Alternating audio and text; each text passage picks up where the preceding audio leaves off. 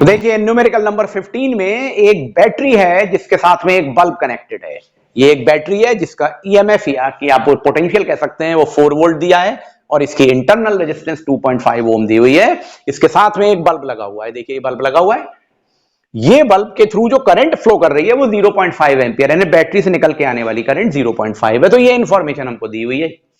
अब इसके क्वेश्चन के पहले पार्ट में पूछा जा रहा है कितनी एनर्जी सप्लाइड होगी जब ये बैटरी इस बल्ब को एनर्जी दे रही है, तो कितनी एनर्जी प्रोड्यूस हो रही है जो सप्लाई हो रही है बल्ब की तरफ। तो देखिए और इसके लिए ड्यूरेशन दी हुई है कि 10 मिनट के टाइम में यानी 10 मिनट तक सप्लाई दी जाती है तो बल्ब ग्लो करेगा। तो कितनी एनर्जी सप्लाई होगी। तो देखिए हमारे पास फॉर्मूला होता है E = V²T/R। ये फॉर्मूला क्यों यूज किया, यहां पे पावर इंटू टाइम यूज नहीं करेंगे क्योंकि यहां पे जो इंफॉर्मेशन दी है उसी की बेसिस पे तो करेंगे।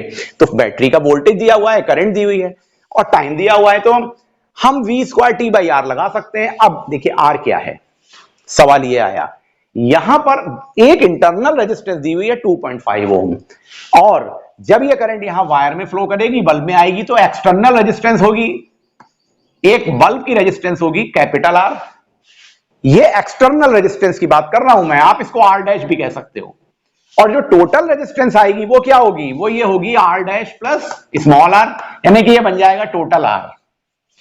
इस बात को समझने की कोशिश करिएगा जैसे कि आपने करंट इलेक्ट्रिसिटी के न्यूमेरिकल्स में सीखा हुआ है कि एक बल्ब की इंटरनल रेजिस्टेंस इसकी बैटरी की इंटरनल रेजिस्टेंस होगी और जब वायर में करंट फ्लो करेगी तो यहां एक्सटर्नल रेजिस्टेंस होगी और जो टोटल रेजिस्टेंस होगी वो इस करंट के रिस्पेक्ट में होगी जिसमें इंटरनल और एक्सटर्नल दोनों जोड़ेंगे।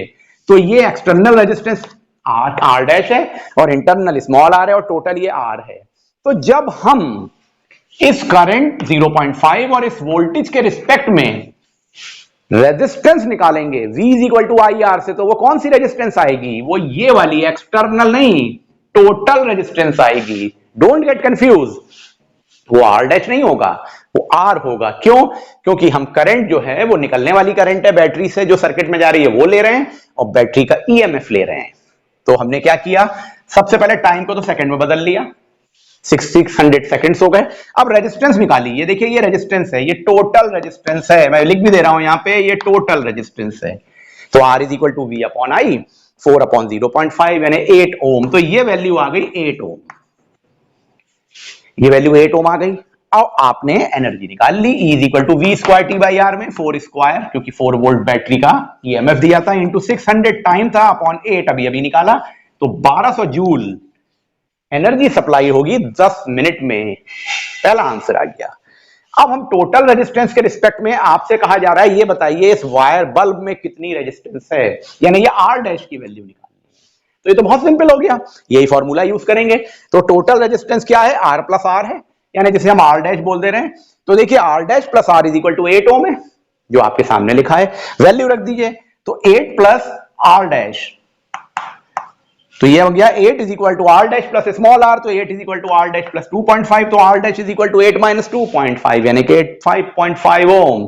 सिंपल वे में डिवीजन करें, माइनस करेंगे इसमें रख के वैल्यू, आंसर आ जाएगा 5.5 ओम इस एक्सटर्नल रेजिस्टेंस की वैल्यू।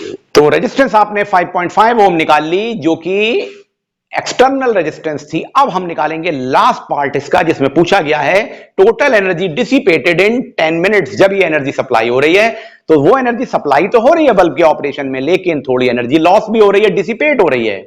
तो डिसिपेटेड एनर्जी निकालने के लिए हम क्या करेंगे, E = I²RT लिखेंगे। करंट हमारी आ रही है 0.5, उसका स्क्वायर कर दिया तो करंट को लिख दिया 0.5 स्क्वायर इंटू रेजिस्टेंस कितनी लेंगे। देखिए energy dissipated total energy resistance के रिस्पेक्ट में नहीं होगी, वो होगी 5.5 जो आपने अभी R' की वैल्यू निकाली थी यानी एक्सटर्नल रेजिस्टेंस निकाली थी बल्ब के रिलेशन में। तो वो उसको लिख दिया 5.5 और टाइम तो 600 सेकंड्स होगा 10 मिनट का मतलब। जब इसको सॉल्व करेंगे तो 825 जूल्स आंसर आ जाएगा। थर्ड पार्ट में एनर्जी डिसिपेटेड।